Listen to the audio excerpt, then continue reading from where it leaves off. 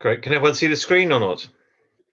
Okay, so we just started recording. Hello, everyone. It's Phoenix here, just introducing Toby from Crew Energy, who's going to tell us a lot of very interesting things about what Crew Energy are doing, with regards to energy and awareness. They've been doing some fantastic work there in Wandsworth, southwest London, and around the country, I'm sure, as well. So without too much further ado, I know there's a lot of knowledge there to be shared. Over to Toby. Thank you very much for coming, bro. Great stuff. Hello, everybody. Good to meet you all.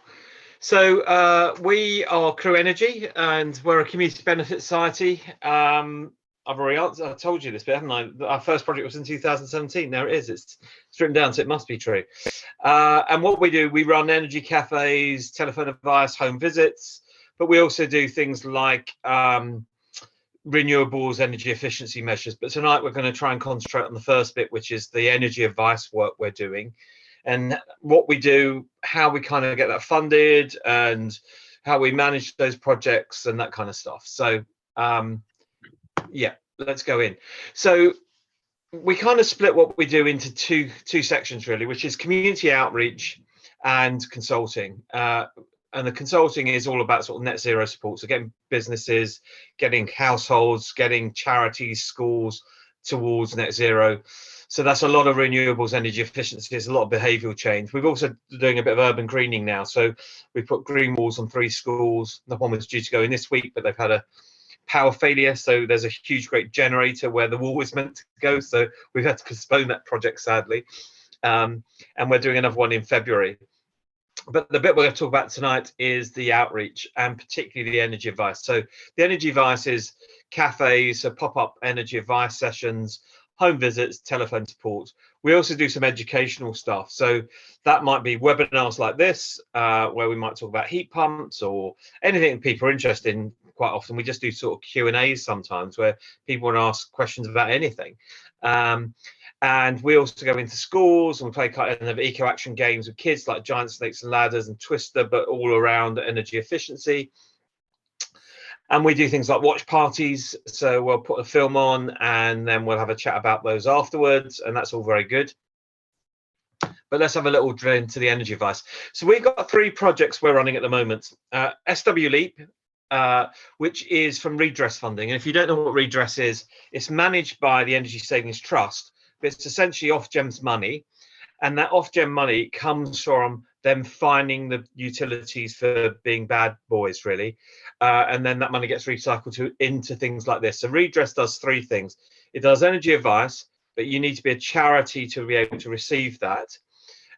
They have an innovation project and they have a decarbonisation project. And pretty much every quarter they've got money running through. And this funding lasts until 2024, I think. Redress.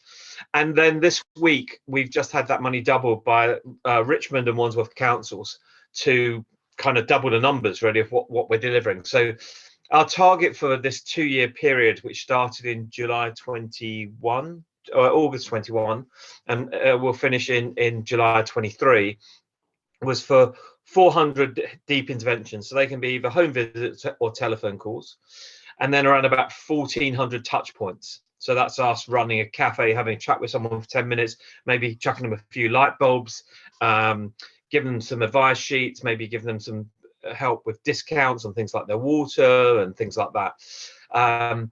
What we will end up doing is a lot more. We're already at, I think, 450, and we've still got July to go. Not all of those are delivered, but they're all booked in. And then with this funding, this will add another 500 from Richmond and Wandsworth. So I think we'll get to about 1,000 interventions, which will be brilliant. It's a lot of people we're helping then. So that's that one. In the Climate Hub in Southside Shopping Centre in Wandsworth, we have a weekly cafe every Friday from 12 to 4 if I'm doing it, 1 to 5 if someone else is doing it. And it's good that that's there because people know they can come and find us if they've got issues. If they want to come back the next week, we can kind of help them with stuff. And sometimes it's just them coming to pick up a few light bulbs. Sometimes it is we're on the phone with them for an hour and a half sorting out problems. Like we had one recently where a lady couldn't top up her meter and it was a communications issue. The meter wasn't connecting. So she's topping up, but it's not showing on her card. So she was going to run out of energy pretty quickly, and she had pulmonary disease, she had asthma. So you can't live in a cold house with those. You'll get very sick very quickly. So we got on the phone with Utilita. They weren't particularly helpful, but we found their emergency line, and then through the emergency line, we kind of got that issue resolved. So the funding we have for the cafe there came from Wandsworth Council.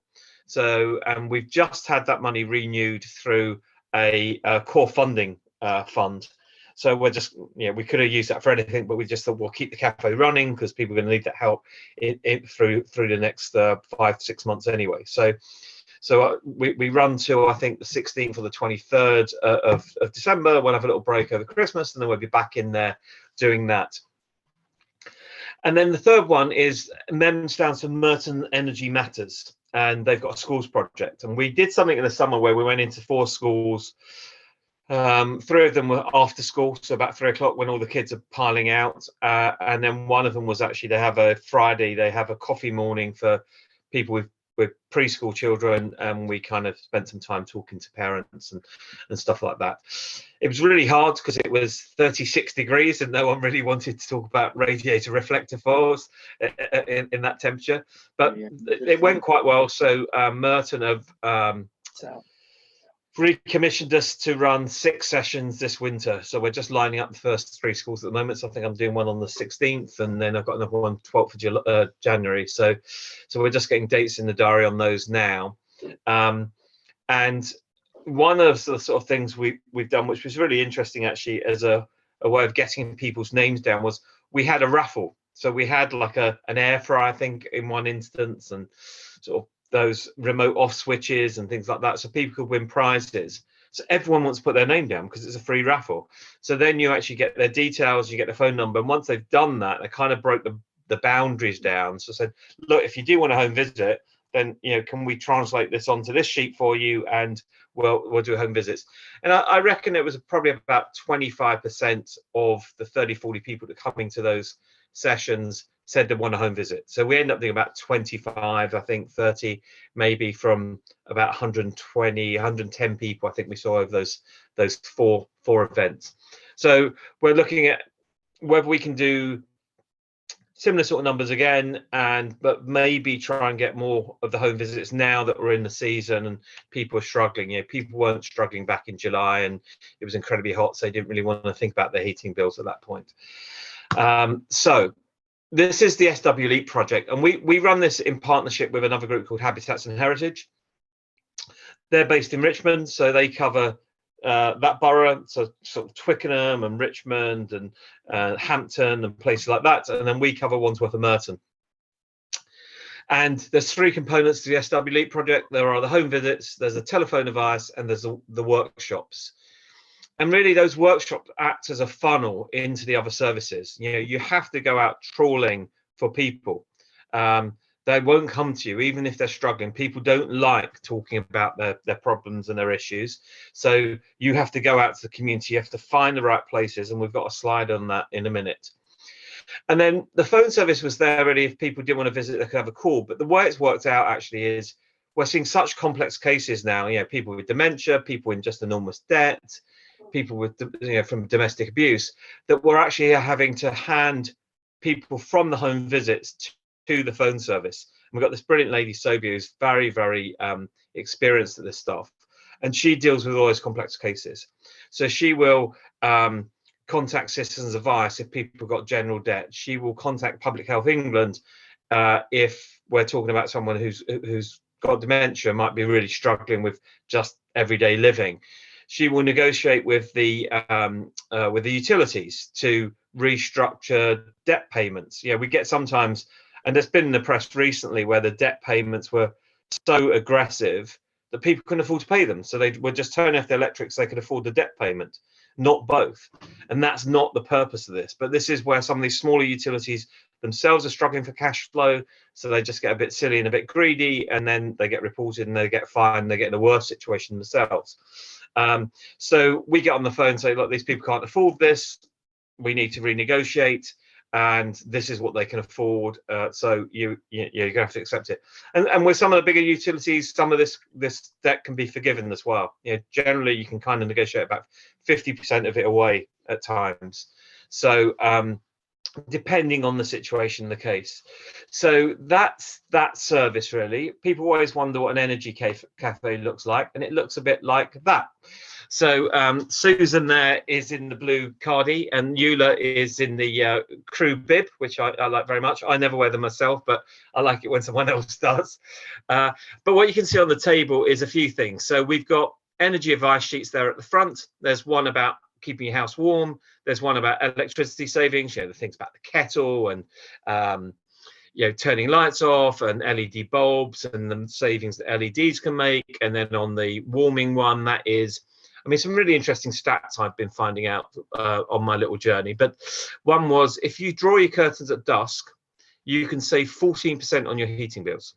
If you've got big heavy curtains, if you've got thin ones, no, but if you've got big heavy curtains, and obviously tucking behind the radiators so you heat the room, not behind the curtain, all those kind of things.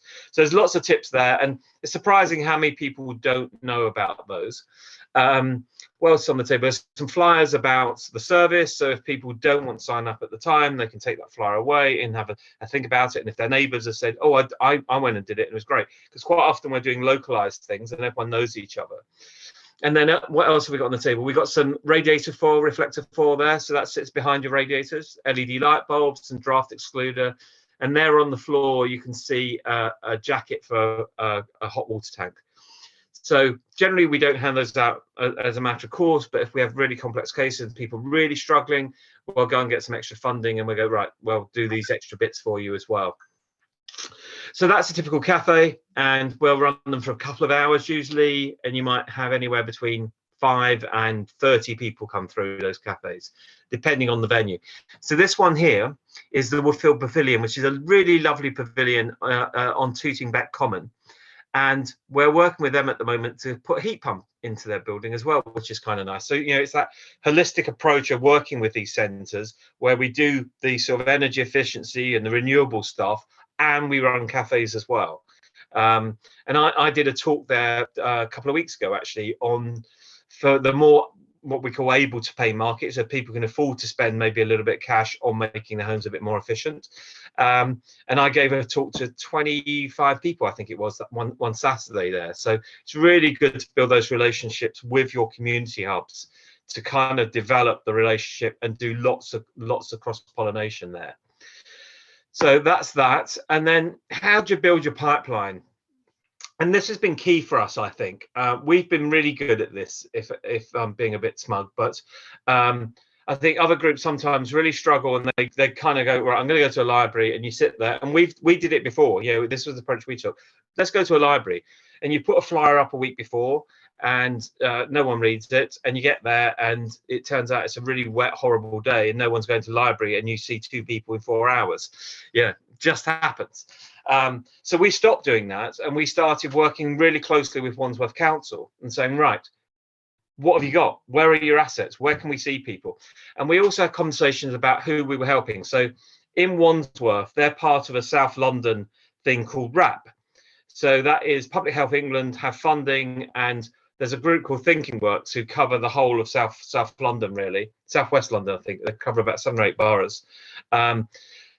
But they're primarily focused on the elderly because it's public health and it's people who get ill, so it's more likely to be elderly people. So they're doing that. So I said, well, we need to focus on other people. And I don't know if you've seen, but Joseph Roundtree gave a brilliant presentation to Wandsworth Council. They've just set up a cost of living commission. I'm one of the commissioners on that.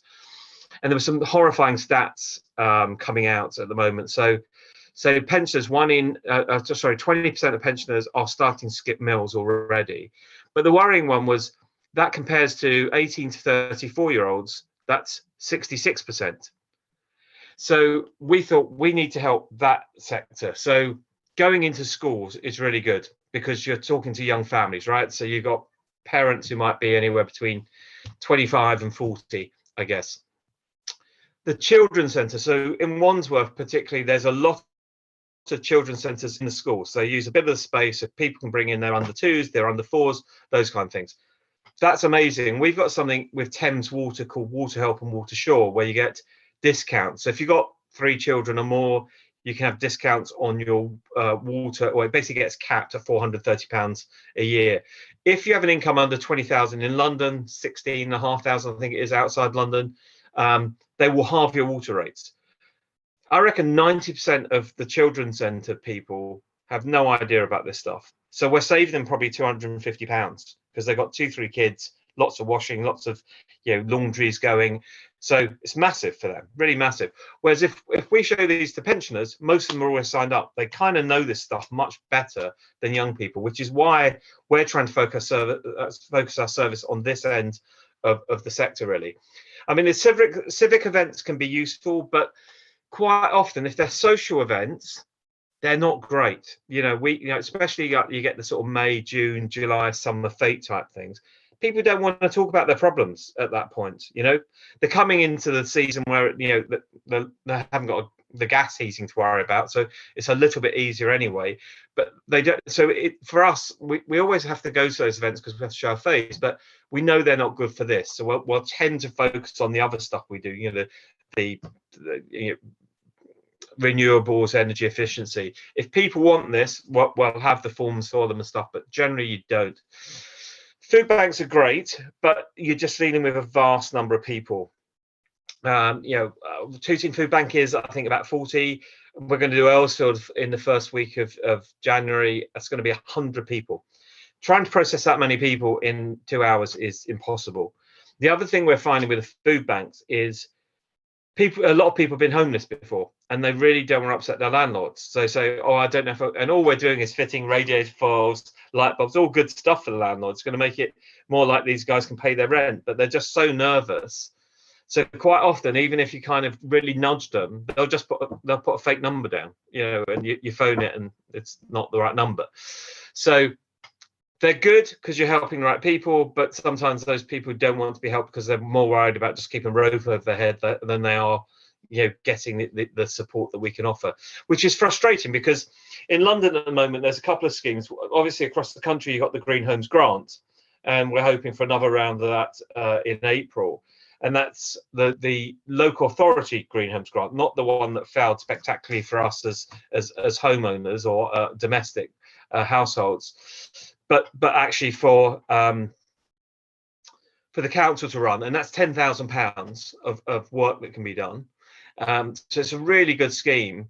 And then the GLA have a scheme called the Warmer Homes Grant, and that can be anywhere between 5 and 25,000. So if you live in a G-rated property, it can be 25.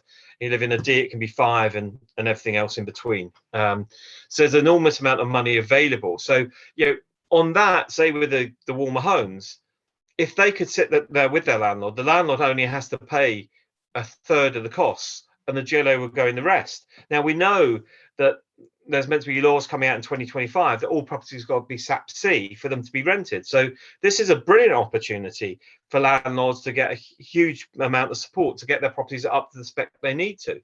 So it's kind of frustrating. I mean, you're trying to explain this at the food banks, and people are just they're just so reticent, really. The other area that we've gone around recently is temporary housing. And there's not a lot you can do because it's temporary housing. No, it's not that temporary. In London, that means people have been there 3 years, 4 years sometimes. It's just shocking. But they're good quality properties, the ones we saw. So we're just hanging out a few bits, really, a few light bulbs, maybe, maybe radiator reflectors. But really what we're doing is preparing for some of those people who are going to move out in the next few weeks, months, into their own accommodations. Right, we can now come in and we can kind of help you. And what we find in those temporary housing is a lot of single mums and a lot of refugees, or so say in Wandsworth, it's called Nightingale Square, enormous amount of East Africans and South Americans was essentially the general demographic of all. So when they move into their next accommodation, their permanent accommodation, they now know this service is available and they can contact us, and we can kind of help them with setting all that stuff up, making sure that they're claiming what they're allowed to claim, getting the discounts they're entitled to, all those kind of things. And obviously, with Catholic families and with Muslim families, they tend to have more children, so they do qualify for all this stuff as well, which is great. So we can actually help them with that processing, really, to making sure they're getting what they're entitled to. I mean, the permanent venue thing I mentioned before, and it is useful. It's really handy because it just means that if people are struggling, they come and have a chat with us, and quite often they don't open up, and then you give them some light bulbs and a bit of drafts excluder and what have you, and they go away and have think about it, and I think they were really nice people. And then they'll come back next week and then they'll talk to you. Then they'll say, well, actually, these are the issues. And I'm really struggling with this, and I'm turning my heating off for 2 days a week. And we're saying, look, you're 70 years old. You can't turn your heating off for 2 days a week. You'll get sick. So don't do that. Turn your thermostat down to 18, maybe. Turn off lots of radiators in rooms you're not using, but just make sure you're heating that room you're in, and make sure you're heating your bedroom before you go into it for half an hour or so. So it's not freezing cold when you go in. So it is important, I think, for us. It really helps. It may not be a massive driver of those numbers that we're trying to hit, but it's really good to have. And then the residents associations can be good, because they know everybody, so if you get into those, they'll get 30 people along to an event, which is brilliant. And then the other one is key workers. So we've worked really hard with the local MPs. So they run surgeries. They've been running cost of living events. And when the MPs run cost of living events, they'll also have the councillors for that ward there. So you'll have maybe 3 or 4 councillors, 3 councillors usually in a ward, the MP, plus a few other groups. So there might be a food group, there might be a clothing group, so people can come and really get a whole full service, really. So that's great. We have worked with councillors as well. So I'm doing an event with a councillor tomorrow at a library in Battersea, and they draw people. So say with a surgery, Marsha de Cordova, who's the MP for Battersea, I think she's a shadow disability minister. She gets 50 or 60 people to her surgery. So really, effective way of seeing lots of people. And clearly, the people going there are people who are struggling. That's why they're there at the surgery. So you're helping the right people.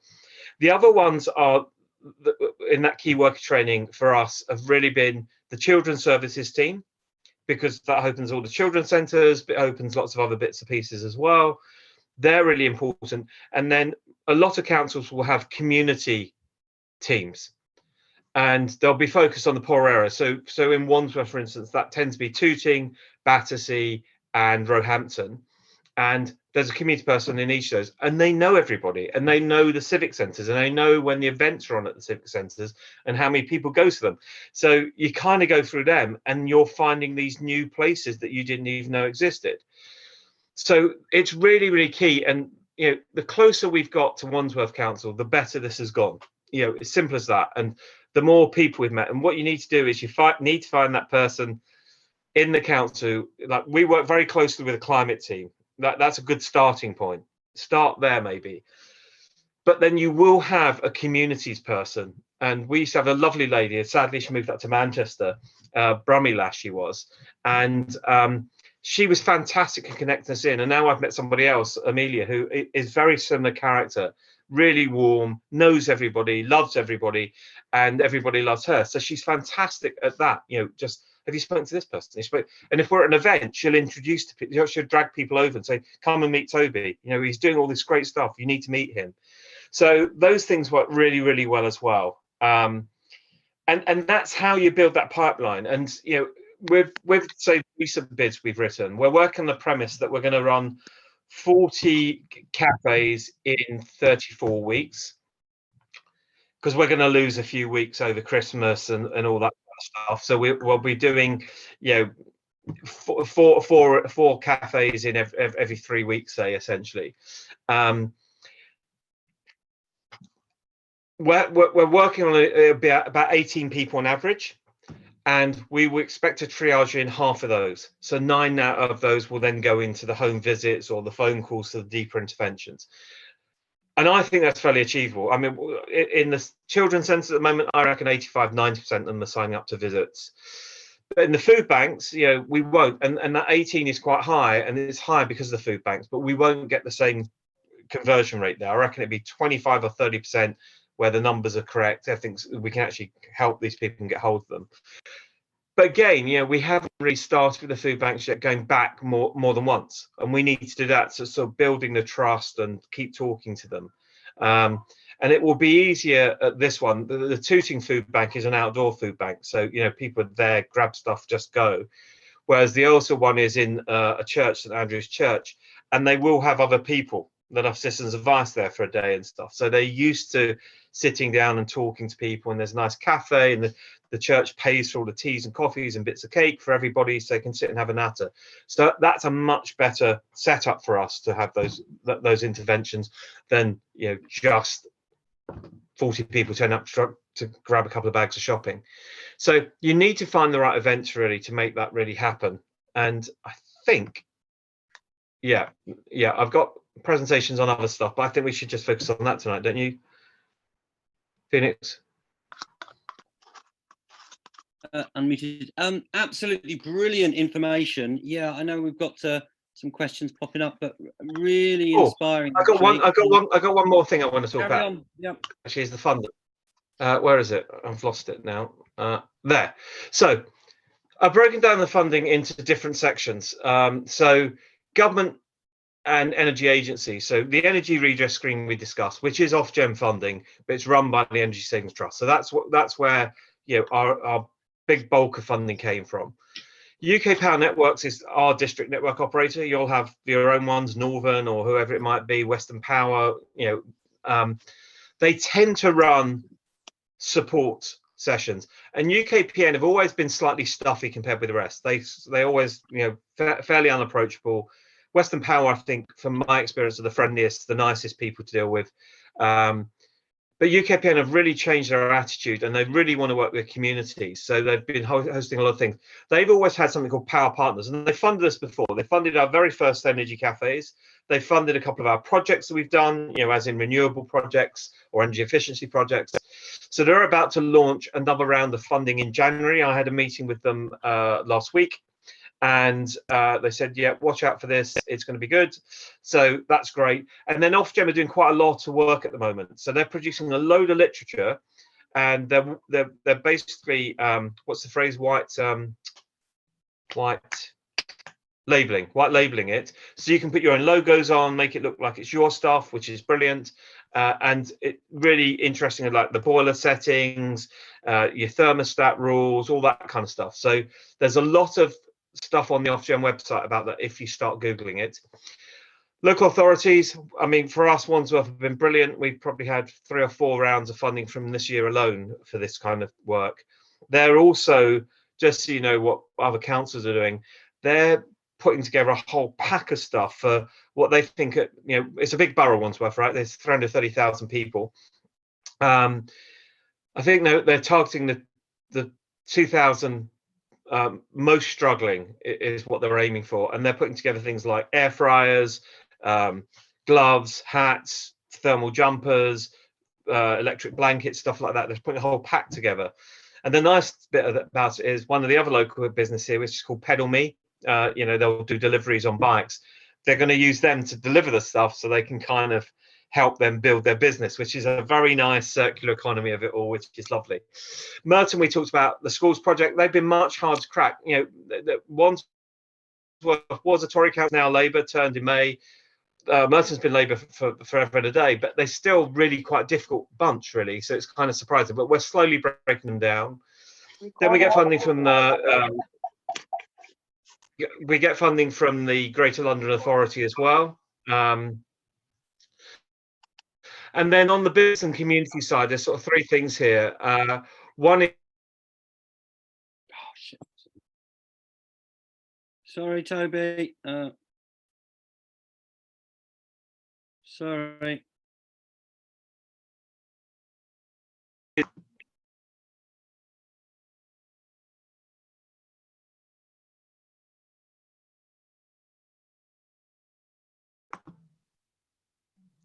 Can you hear me now? Yeah, sorry, Toby. There was some background noise and I muted all, and unfortunately it muted you as well. You just go back 2 or 3 sentences. Sorry, Merton. So go yeah, on. GLA are supportive on this stuff as well. But if we think about the business community, I think there's some interesting bits here. So Enable are basically parks and recreations within Wandsworth.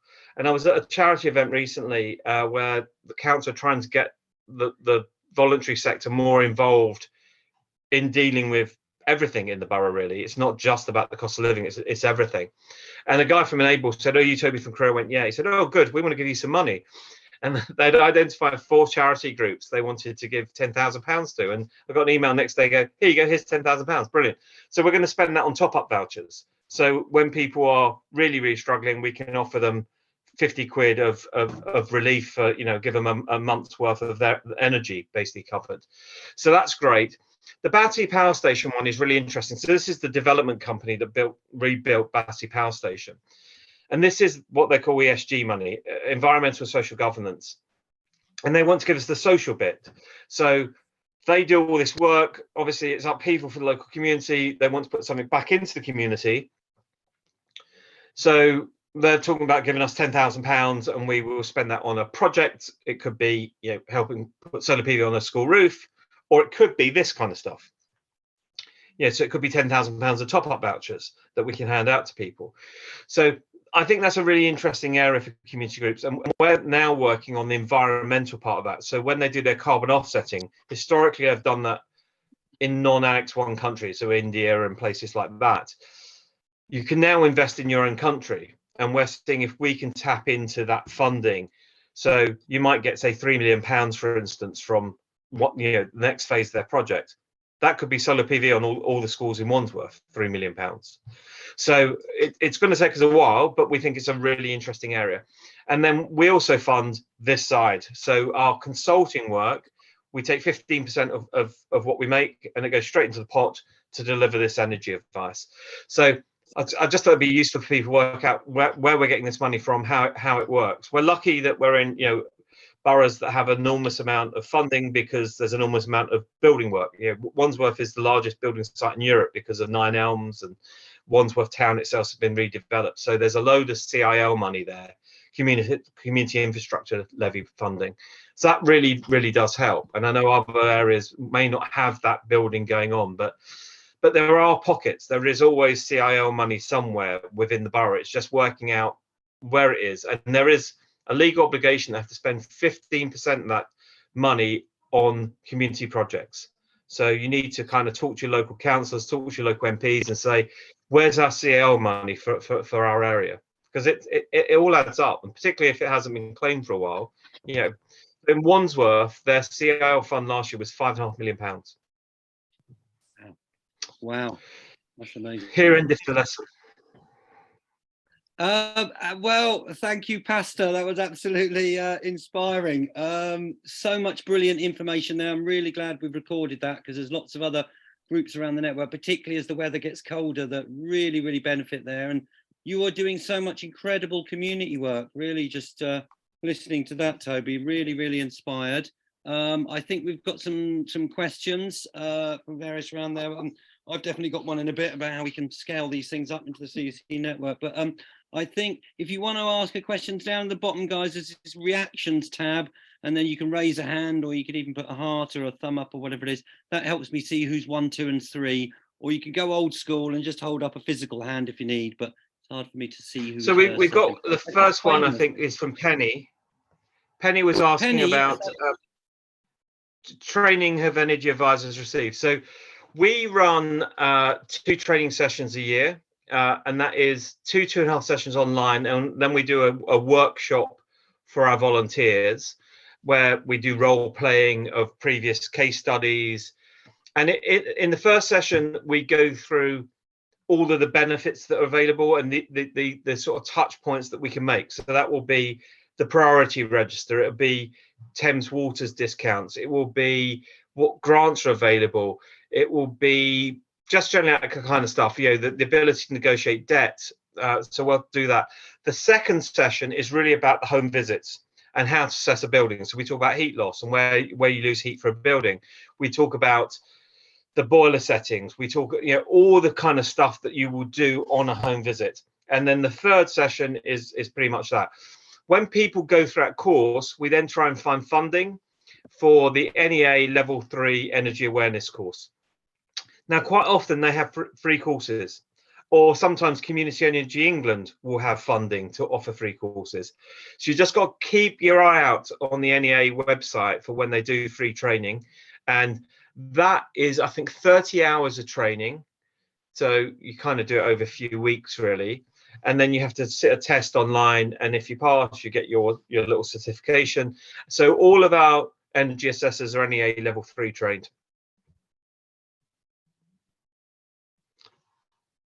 Penny, is that? Thank you. Yeah, I mean, it's one of the things I'm aware that's sort of going on. So I'm in Weymouth, and we're in the process of trying to set up or find premises to, to have a climate emergency centre. But one of the things that we have done is we did a pop-up energy efficiency day in there's an information shop in Weymouth. So obviously we're a very different sort of setup to where you are in Wandsworth, which I'm vaguely familiar with, having lived there for a while in the past. All right. Yeah, I think it's great. I was a little bit wary when you said about home visits, because doing something where you're in a sort of public space with people and then sort of going into people's homes and offering advice, which is why I was interested in the training and how that's supported. And you obviously you've got considerable expertise in the area that I think that probably a lot of us out here haven't got. And different structures that we're working with. So if you're taking this down to a basic level, where we don't have that sort of expertise, what could we do apart from what we have done, which is sort of put an energy efficiency day together and get information and signpost people?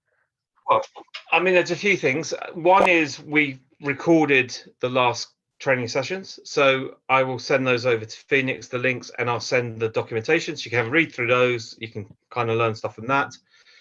We, I think, are going to run a training session in January, so if anyone wants to join those two sessions, clearly you're not going to be able to make it to the workshop in Wandsworth. That's fine, but at least it will give you the chance to sort of ask questions as we're going along, and so you're more than welcome to join. And we're always trying to encourage other groups. So last time, I think we had 2 people from Transition Town Ilford join us for the training, and they came to both weeks, which was great. And we sent them all the notes. And obviously, they weren't going to drag across the other side of London, which would take about an hour and a half, 2 hours to get to us on a cold Wednesday night. But it's a good grounding for them. They got some good information. They asked some great questions, so that kind of helps. So yeah, I'll keep you in the loop about when that is, and if people want to join, they're more than welcome. But I will certainly send something to Phoenix in the morning with all the info and the links. It's on YouTube. We have a YouTube channel, so they're on there anyway. But I'll send the links to them. And there's stuff about heat pumps and all sorts of things on that channel actually. So it's worth checking out. Cool. Thank you. You're most welcome, Penny. Debs. Right. I think Tim was next on the draw. Tim, sorry. Sorry, over. Yeah, hi, Toby. Yeah, I'm interested in a bit of background. How you set up. Was it someone had an idea? Was it a local authority identified a need? And really, how extensive? Crew came out of Friends of the Earth Wandsworth. So I think I joined after this. I joined sort of the end of 2015, like basically 2016. We did our first project in 2017, so it took a while to get going. But I think they'd signed the petitions, they'd been on the marches, but they wanted to actually have some action. They wanted to do something. So that's how it started. And then that was really about a project. And they wanted to do a solar PV project because Community Energy was very focused on solar PV. And I just said, well, let's do an LED project. It'd be easier. So we ended up doing an LED project first. And then from that funding, we said, right, let's train up some people on the estate where we put the LEDs in. And that's how this all started, really, on the energy advice side. And then we got that funding from UK Power Partners, UK PM Power Partners funding. That was £20,000. That paid for us to train people up at NEA Level 3. And it allowed us to run cafes for, I don't know, about 3 or 4 months there, I think, through the winter. So that's how we got started, really. Yeah. You mentioned other groups within London that sort of doing the same sort of thing. Yeah. I mean, what about across the country? Are you aware of how extensive it is in other cities, or do you have links with Yeah, those? not so, I don't think. Yeah, Chelsea, South East London Community Energy are bigger than us on this stuff, on the energy advice stuff. They've been doing it for years and years, and they've helped, I don't know, 10,000 people or something. It's incredible the numbers they've done. And then some of the other groups are now just starting. Exactly what oh God, I forgot the name. Penny was saying. Running a little one-day pop-up. They've started doing that. I think Besco down in Brighton do some of this stuff as well, and maybe Carbon Co-op up in Manchester. But I'm not. I think quite often when you see, say, some of the big groups that the thing we can't do is build a 10 megawatt solar farm. There's not the space in London to do that. They have that income, but I don't think they're actually spending it on this kind of stuff generally. There's not a lot of that going on. Say Bristol Energy Cooperative, for instance, I don't think are really big into the fuel poverty work, and that might just be because of the dislocation of people being so spread out. It's harder to, and you wouldn't get the numbers. We're very lucky in a way. It's so dense a population here, 330,000 people in one borough alone, that when you do have an event, there's lots of people around, so you can get those numbers. So I don't know. I don't think there is as much as there is in London. I certainly don't hear that from Community Energy England, though they have been offering these training sessions over the last 6 months or so, and they are being taken up. But I know a lot of London groups. For instance, there was 20 spaces last time, and 5 of them went to Croydon Community Energy, which suggests there's not a massive take up across the country. Yeah, thanks. Tim? Yeah, that was good. Thank you. My thoughts, we were discussing it with our CEC in Lincoln, and it comes up every so often, and it's this idea of giving some advice, but obviously you have to know your stuff. You all know the basics, but what you're offering is sounds really good. Great, thank you. Debs?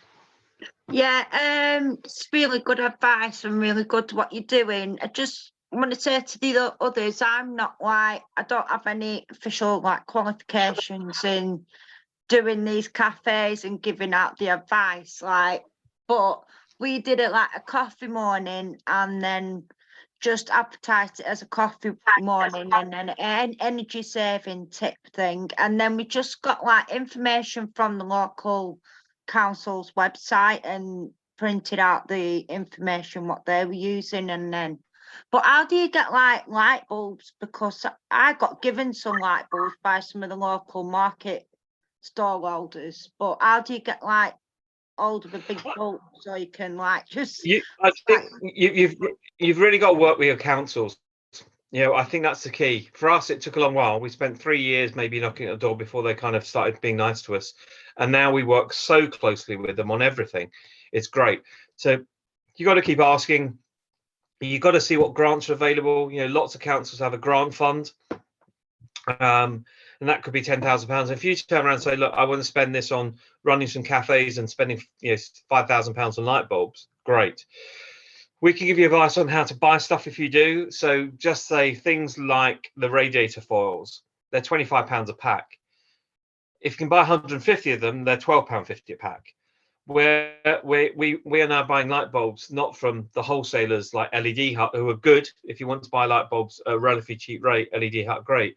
We're now buying from the wholesaler that they buy their light bulbs from. So we can pick up light bulbs for 65 pence sometimes if they're on clearance. But we never really pay much more than £1 for any of them, unless they're 100-watt bulbs are a little bit more expensive.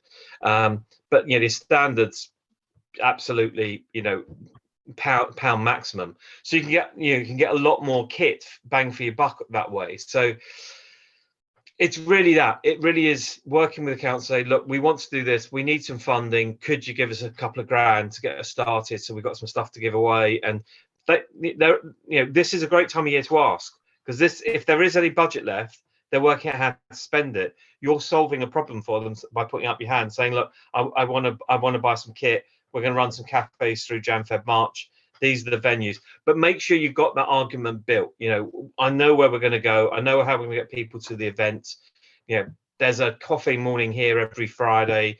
You know, the church runs this, the mosque runs that, whatever it might be, you know, or this school said they have a coffee morning on a Friday and there's 30 parents there. We want to be at that. So try and find those events that are going on, and then build the argument that way. And then, you know, the rest of it, yeah, we can send you our tip sheets so you can kind of copy those, and if you want. But, you know, as you said, the councils are producing really good stuff now during this crisis, so you've kind of got that data anyway.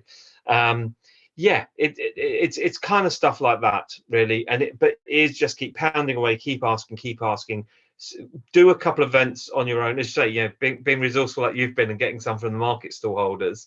Yeah, you're showing resourcefulness. So, we got these bowls, but we need more because the demand's there.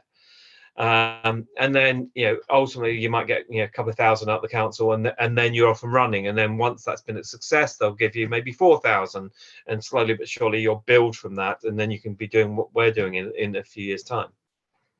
Well, yeah, thank you. You're welcome.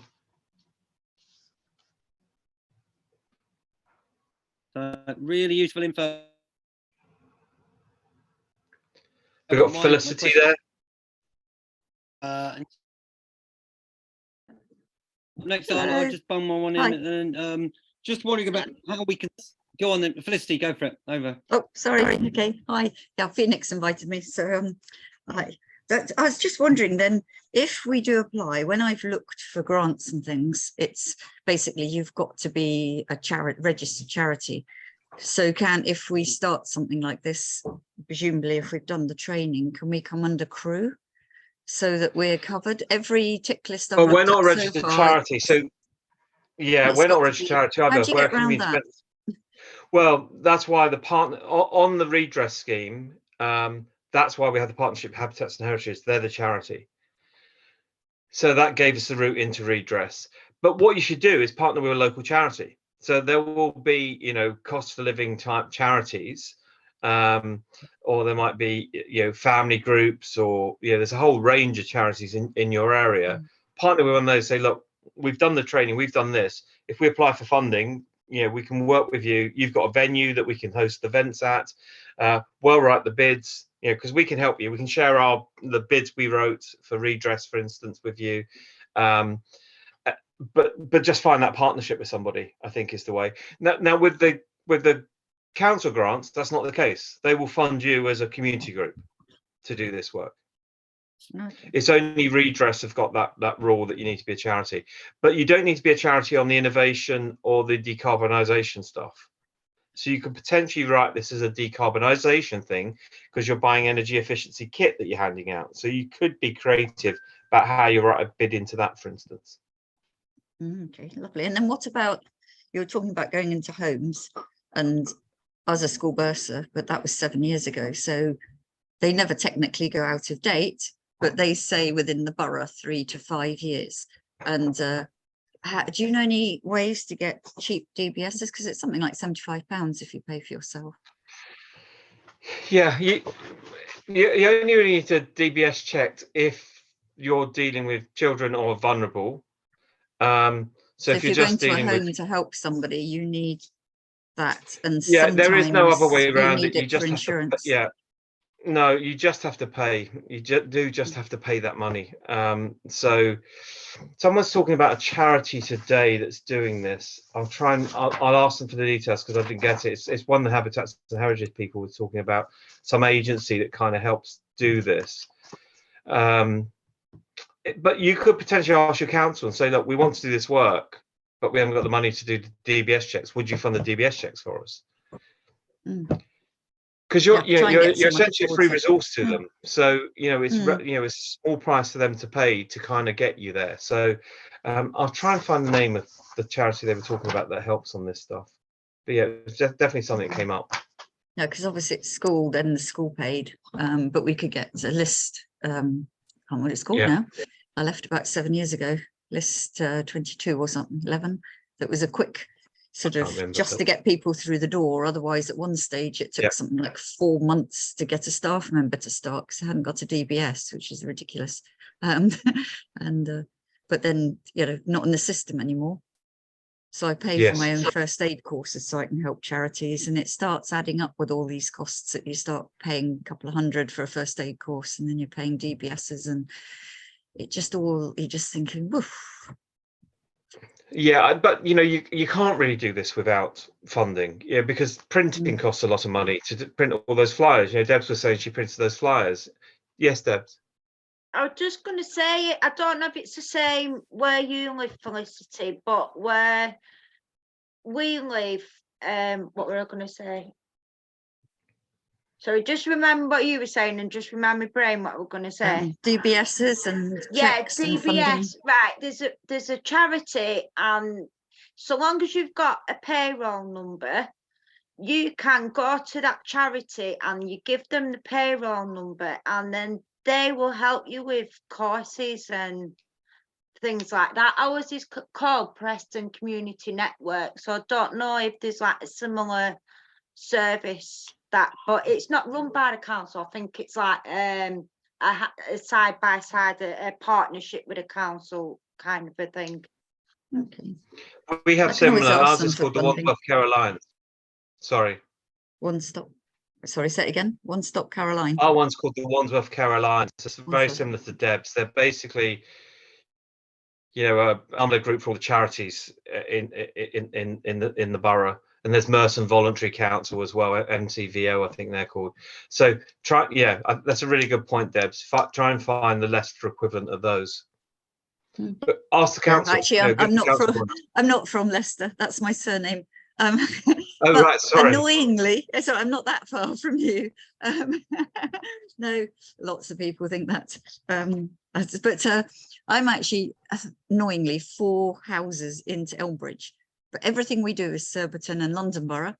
But then when you try and get any funding, because I don't live in Kingston Borough, so I don't live in London, they all tell you to basically clear off, because even though I help all the people, because they're now a central place, like all the other places that are actually in Elmbridge are miles away from me. We are literally 4 houses from London Borough, which is going to be great fun when the congestion card shot, the ULEZ comes in, £12.50 to go, you know, round the corner. But it's so I found it quite tricky getting funding. And when I set up PPE making during lockdown, we made about only to make 5 sets of scrubs initially, ended up with 120 volunteers and made over 1,000 scrubs and things. But of course, they all said, oh, no, you're in Elmbridge, you're in Elmbridge. And I'm going, yes, but all the charities and the nurses and the hospital are all in Kingston Borough. And in the end, having used zillions of quilts and sheets and things, we finally got Kingston Rotary. I said, well, in that case, I'm not giving to your charities anymore. And so that's 90% of all the ones I'm giving out aren't coming to your area anymore and your nurses. And then they finally gave me £1,000 towards material and stuff. But it's just frustrating. You know, my local Sainsbury's is 7 miles away in my borough, but it's 3/4 of a mile away in Kingston Borough. And it's like, for goodness sake. Yes, that is frustrating. It's Well, we're frustrating. trying to expand into Kingston at the moment, and I had a meeting with Ealing today. They asked me to speak at an event for them. So when we were at our next round of bids, I think we're going to include those boroughs. So because obviously if we're doing Richmond, Kingston kind of joins us to Wandsworth really there. So you might be able to come and work with us on this stuff then. Yeah, because So- schools wise, as a bursar, they have everything was networking together. So Richmond, Kingston, and was it Sutton or something? They were like everything. Yeah. They were working together. They're sharing their auditors and sharing all their staff. Yeah. So they are combining to sort of reduce on staff costs and duplication. Unfortunately, Elmbridge, of course, isn't in London Borough again. So we're the outsiders, which is just annoying. Well, I need you to can come move give us a house, hand. 4 houses.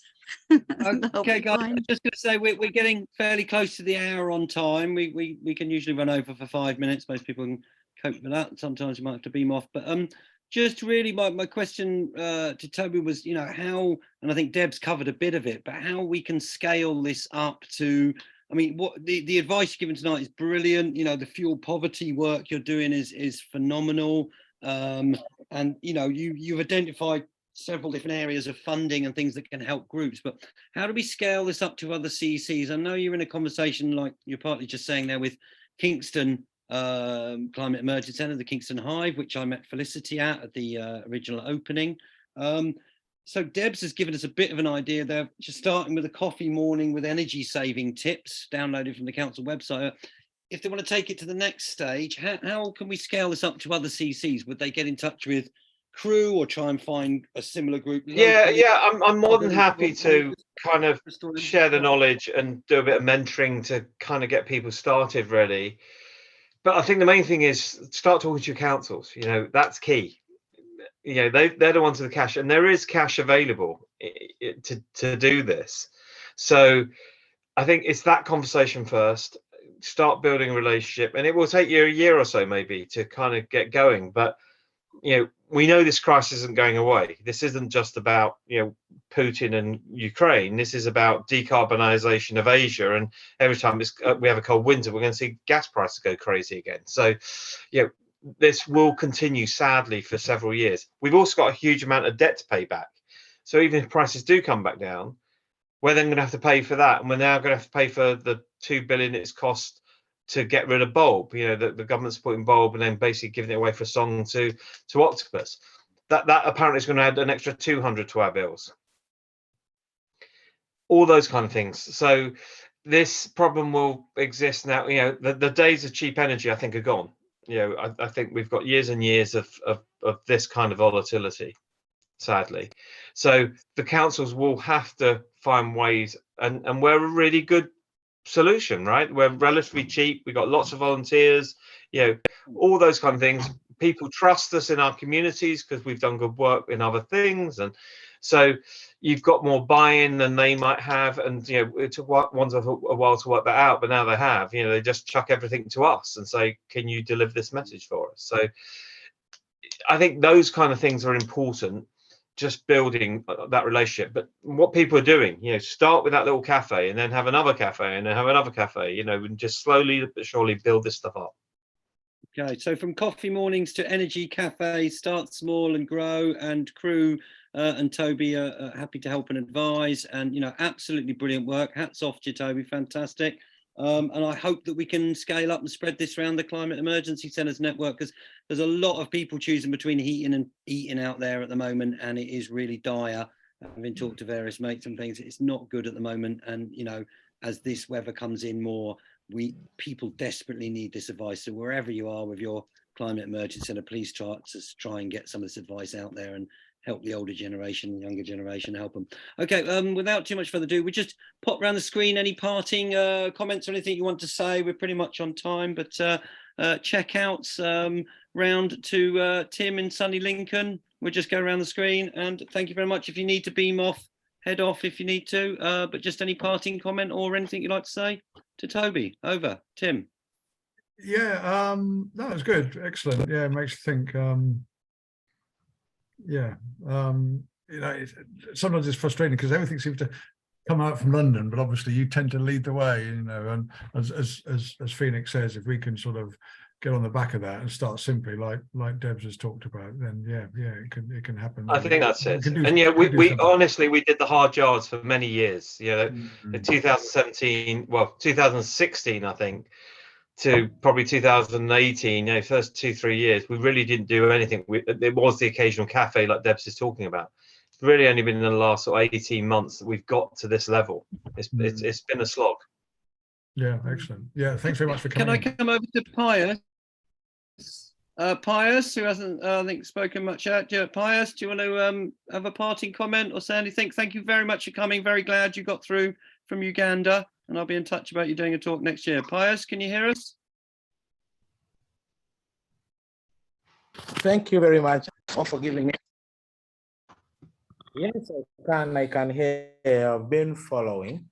Only that I will take off the video because of the network that will disturb. But it's still good work to be I'm learning, and part of what I've noticed about your work is the endurance to do this out of love as you look for funding. It's really a good, and it takes a heart to do that. Thank you very much. I'm learning. The whole idea is new to me, and I've never had it in Africa, so I was basically learning. Pius, I'm glad you were on the call. Very good. We're going to learn about your Uganda schools climate awareness project, hopefully early next year. So we're looking forward to that, Pius. I'll be in touch. All right, I'll be waiting. Okay. Who wants to go next, just for parting comments or out, sir? Okay.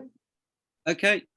Felicity. Lovely, thanks. Afraid, sadly, I thought it was a real face-to-face, so I kept asking Phoenix where it was. I didn't realise the link was further down in his text and I hadn't seen it. So apologies for turning up late. But how are we going to get a copy? I'd like a recording to see what you said before, because I only really got in at the questions at the end, annoyingly.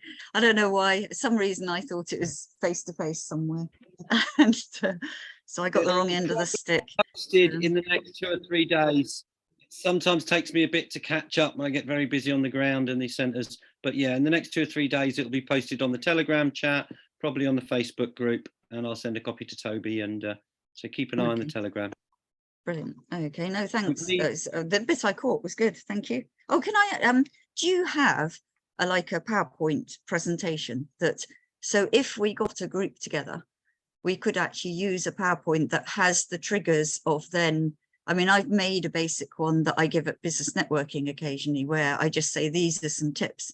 But you've probably got much better tips now, because I just made them up as I went along. Yeah, we do. Yeah, we do. The bit you missed, Phyllis, is we have done recordings of our last training sessions as well. So 2.5 hour training sessions.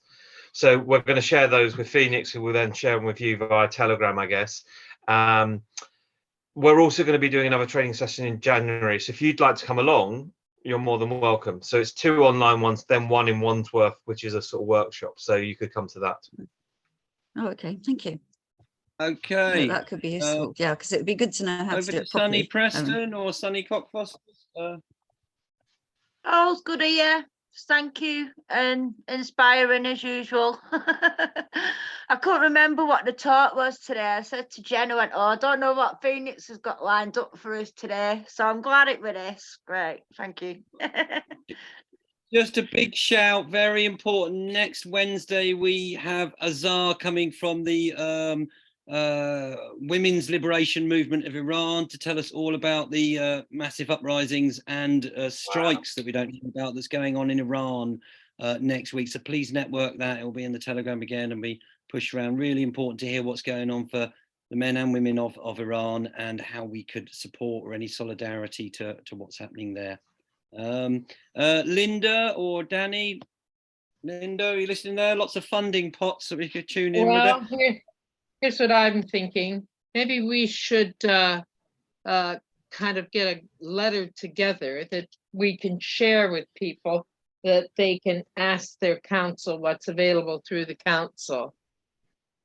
We can help, prepare a letter, then send that out to all the groups, that letter, and they can adapt it to their particular council. Okay? Yeah. Could you help us to make something like happen, Toby? A letter to what I'll do, I think I'll show you the funding pages at Merton Wandsworth Council, and you can kind of see those, and Richmond, and you can see what they've got, what they call them, and there should be equivalents elsewhere around the country. Right. So I'll do that with you. Yeah. Okay, cool. Thank you, Toby. That was a very inspiring presentation. Thanks, Linda. Good to hear from you. Lovely. Danny, can you hear? I sometimes in the middle of a couple of missions, Danny. Danny? Okay. I'm here. Nothing to declare. Can you hear him? Yep. Nothing to declare, he said. It's usually Daddy's on our smart energy microgrids and all sorts, renewable energy for a lot of years, and the solutions.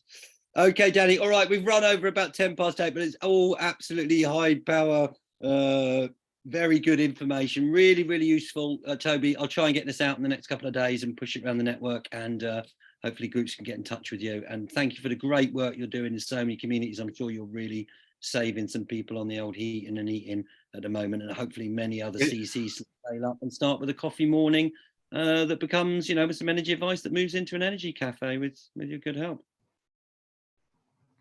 Good. Thanks for everybody. Good to meet you all. Hey, bye-bye. Bye. Bye. Take care, guys. Big love. See you next week. We're on Women's Liberation. Okay, I'm just going to save the chat. Oh, we're still there, and then stop the record. Stop record now. Okay, thank you very much. Lovely. Network that info.